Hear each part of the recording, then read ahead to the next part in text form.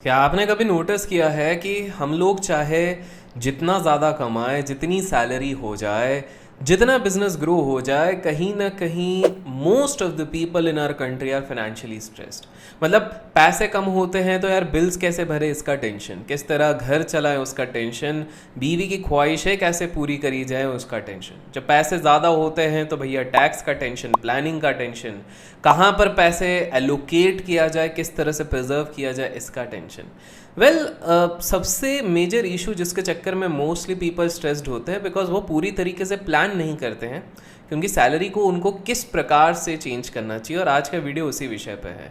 लोगों को समझना पड़ेगा कि यार जब तक आप अपनी स्पेंडिंग हैबिट्स नहीं बदलते हैं तब तक भले ही आपकी सैलरी जितनी बढ़ जाए कोई भी चीज़ नहीं बदलेगी। अक्सर क्या हो जाता है कि लोगों की सैलरी जैसी ही बढ़ती है अचानक से उनकी स्पेंडिंग भी और बढ़ जाती है। वाइसा वर्सा होना चाहिए। सैलरी बढ़ती है तो आपके habits for a while same ही होने चाहिए और जो वो सरप्लस आ रहा है ना उसको आपको निवेश करना चाहिए, फिर इन्वेस्ट करना चाहिए। पहले आज की इस वीडियो में मैं आपको स्टेप बाय स्टेप गाइडेंस दूंगा कि आप अपनी सैलरी जो आती है उसको किस प्रकार से ब्रेकअप कर सकते हो और आसानी से अपना खुद का फाइनेंशियल प्लान बना सकते हो। तो चलिए शुरू करते हैं।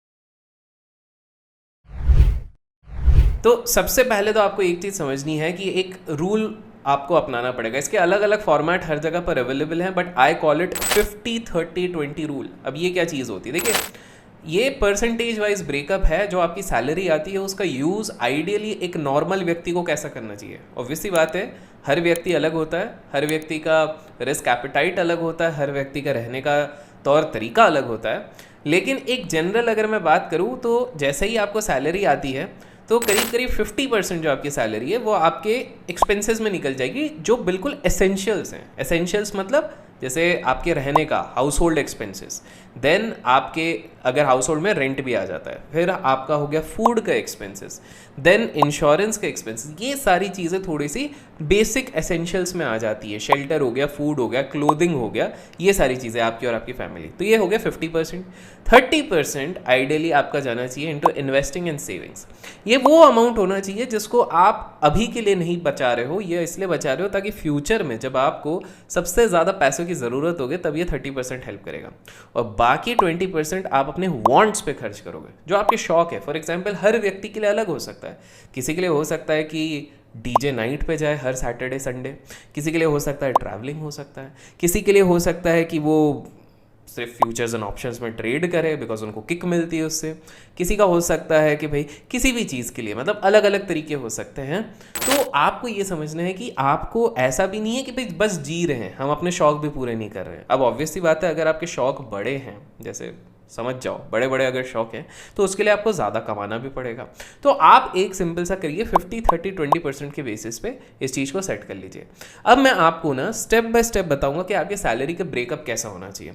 और ये सैलरी की ब्रेकअप की जो मैं बात कर ही रहा हूँ ना, तो मैं आपको बताता हूँ कि मैंने हाल फिलहाल में ही मैंने ये किताब जो है द टोटल मनी मेकओवर, उसकी बुक समरी सुनी थी कुकू एफएम पे, और उसमें भी काफ़ी ज़बरदस्त इंसाइट्स दिए गए हैं about money. In fact Kuku FM पे तो आपको 1000 आवर से भी ज़्यादा का exciting content, knowledgeable content in form of book summaries in audio format आपको मिल जाएगा।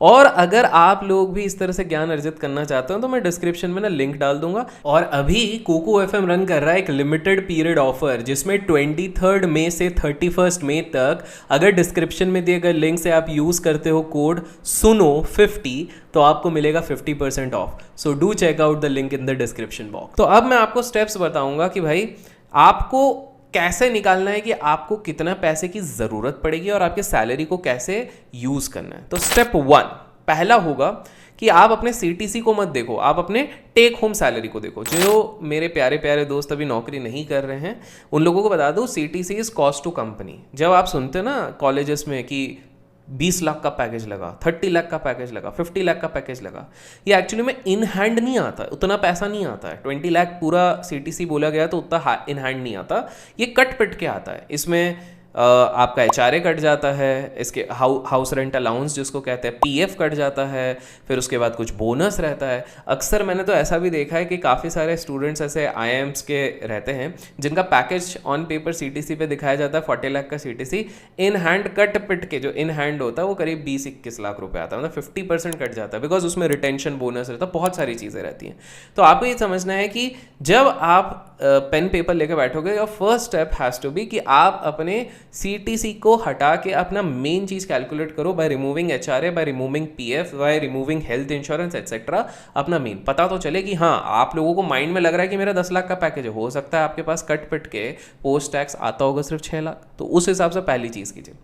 जो स्टेप 2 है, अपने एक्सपेंसेस को बाइफरकेट करो और उसको पता कर लो कि क्या है। तो देखिए आपके ना दो एक्सपेंसेस होंगे, दो broader category.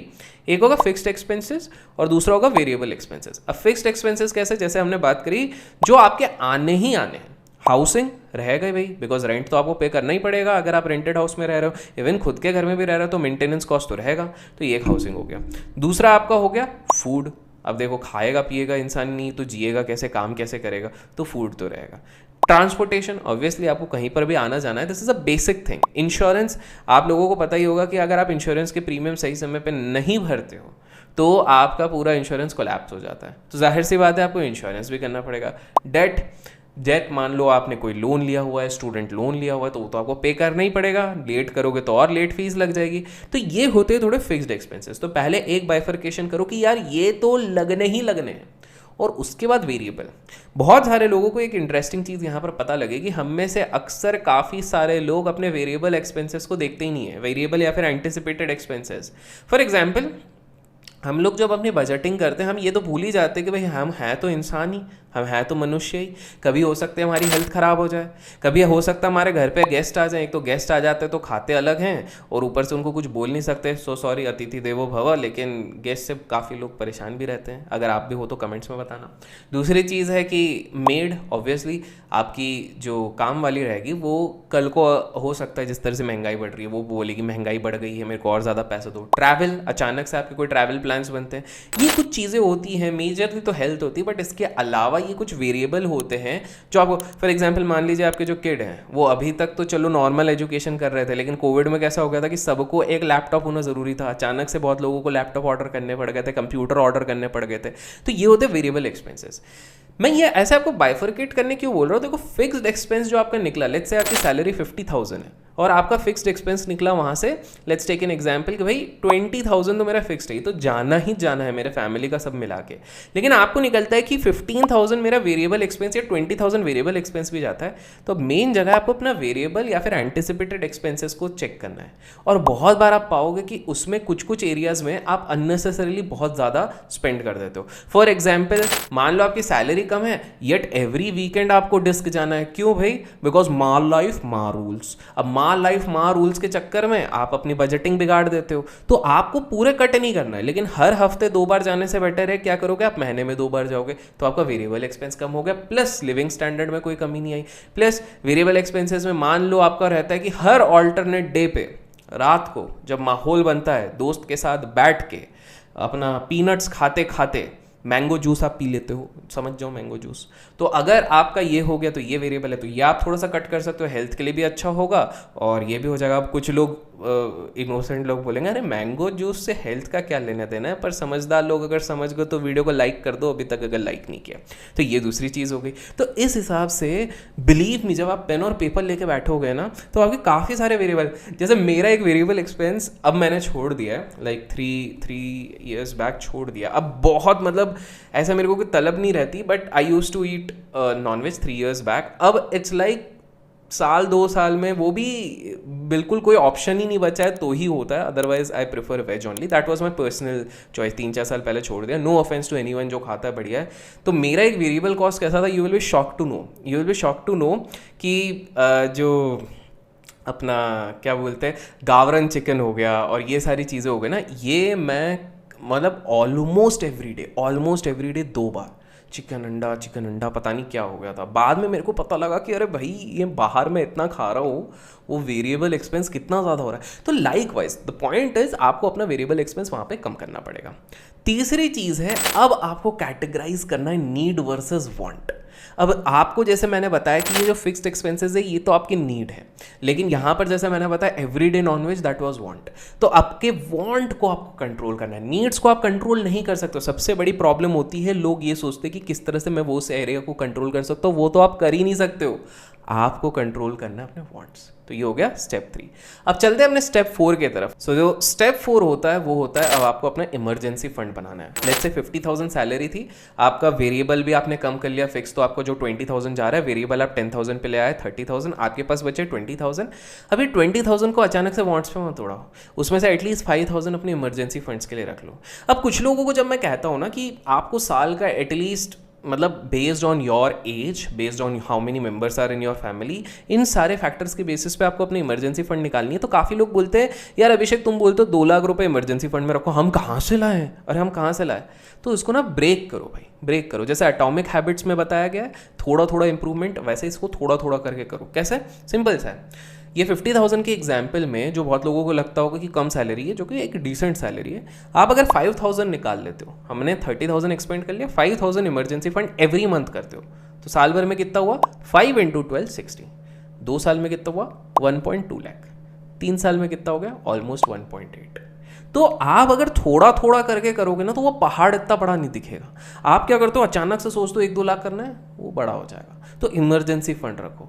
And final step, final नहीं है, अभी 2 और स्टेप हैं। फाइनल स्टेप्स पहुंचने से पहले अपना एक मेन चीज़ कर लो, अपने डेट ऑब्लिगेशंस को कम कर लो। देखिए मुझे पता है बोलना काफ़ी आसान है, लेकिन काफ़ी सारे बच्चे अपने एजुकेशन लोन लेके करते हैं। घर के लिए तो मेरे हिसाब से almost 70% of the Indians require home loans, house loans. तो आप क्यों, मैं ये नहीं कह रहा हूँ कि बिल्कुल मत लो, मैं ये कह रहा हूँ कि अपने पूरी प्रोसेस को उतना स्ट्रक्चर कर लो कि अच्छा मेरा इतना EMI जाएगा। अगर EMI ज़्यादा जा रहे हैं तो कोई ऑल्टरनेटिव ढूंढ लो, जिसे दूसरे बैंक से रीफाइनेंस कर लो ताकि इंटरेस्ट रेट कम हो जाए।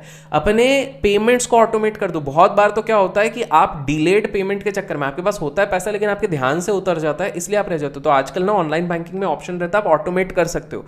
ऑर्गेनाइज कर लो अपने आप को, बजट ऐसा करके जिसके चक्कर में, तो फॉर एग्जांपल मान लो मेरे पास 5 लाख रुपए का लोन है जो मुझे पे आउट करना है। अब मुझे प्रायोरिटाइज करना पड़ेगा कि मेरे लिए वो बाली की ट्रिप इंपॉर्टेंट है या ये जो कर्जे पे कर्जा चल रहा है वो इंपॉर्टेंट है। तो बाली की ट्रिप 2 साल के बाद शिफ्ट कर दो। आप बोलोगे यार बाली की ट्रिप पहले तो 60,000 में हो रही थी, अभिषेक भैया ने बोला था अब 70 की हो रही है। अरे भाई वो 70 भी हो गई ना तो भी आप इधर लोन में जितना बचा लोगे उससे जाके आप बाली में मजे कर लो, बल्ले बल्ले कर लो बाली में जाके। तो पॉइंट मेरा वो है कि पहले उस हिसाब से स्ट्रक्चर कर लो। नेक्स्ट स्टेप जो सबसे इंपॉर्टेंट है वो है अपने अपस्किलिंग करो और मल्टीपल सोर्सेज ऑफ रेवेन्यू बनाओ। मेरे भाई कहीं नहीं लिखा है कि आप जो प्रोफेशन लेते हो उसी से पैसा बनाओ। किसने बोला है? मैंने कितने बार एग्जांपल दिया। राकेश झुंझुनवाला जी 4 जगह से कमा रहे, वॉरेन बफेट सर 5-6 जगह से कमा रहे, इलॉन मस्क तो 6 कंपनीज है, उसके अलावा से अलग कमा रहे हैं। Everyone, every sensible person has multiple. ये केवल हमारे फाइनेंस की दुनिया में तो अगर ट्रेडिंग कर रहा है तो तुमको और कहीं, अरे क्यों नहीं चाहिए भाई? There is instability in everything. नौकरी कोई गारंटी नहीं है, आज है कल हो ना हो। बिजनेस कोई गारंटी नहीं है, आज हो कल ना हो। इसलिए मोटा भाई मुकेश अंबानी ने 100 कंपनीज बना के रखी है। तो आपको ये चीज़ समझनी है भाई कि आपको अपनी स्किल्स बढ़ानी पड़ेंगी और सोर्सेज ऑफ रेवेन्यू बढ़ाना पड़ेगा। और बिकॉज आप लोग इधर तक टिके हो तो मैं एक आखिरी एक हैक दे देता हूँ। क्या करो, आपका जो हमने 50,000 का एग्जांपल लिया था उसमें 15,000 जो बच रहा है ना, ये 15,000 में से 5,000 तो आपने जो इमरजेंसी फंड वाला किया ना उसको सेम अकाउंट में मत रखो। आप 2 अकाउंट खोल लो। आजकल ईजी है बैंक अकाउंट खोलना। एक अकाउंट को आप नाम दे दो मेरा रिटायरमेंट अकाउंट। उसमें मेरे को देखना ही नहीं है क्या इंटरेस्ट रेट है, उसमें मेरे को देखना ही नहीं है क्या रिटर्न निकल रहा है, उसको मेरे को देखना ही नहीं कुछ नहीं। जैसे कि मैंने आपको एक बताया था ना ब्लो अकाउंट बनाना जो शौक के लिए, अगर वो नहीं करना तो एक रिटायरमेंट अकाउंट। 2 लोग हैं, एक है जिसको उड़ाना है वो ब्लो अकाउंट बना लो कि भाई मैं उससे ऐशो आराम करूंगा, और एक है जो अपने फ्यूचर को लेकर थोड़ा कंसर्न है वो रिटायरमेंट अकाउंट बनाओ। ये 5-5 हज़ार जाएंगे मेरे जीवन भर जाते जाएंगे, मेरे को देखना ही नहीं, मेरे पास वो पैसा आता ही नहीं है। As simple as that. तो आशा करता हूँ आज के वीडियो से आपने एटलीस्ट समझ लिया होगा कि आपको अपनी बजटिंग कैसे करनी है, सारी चीज़ें कैसे करनी है। वीडियो पसंद आए तो लाइक और शेयर करना ना भूलें, और till then keep learning, keep growing, keep investing and keep trading.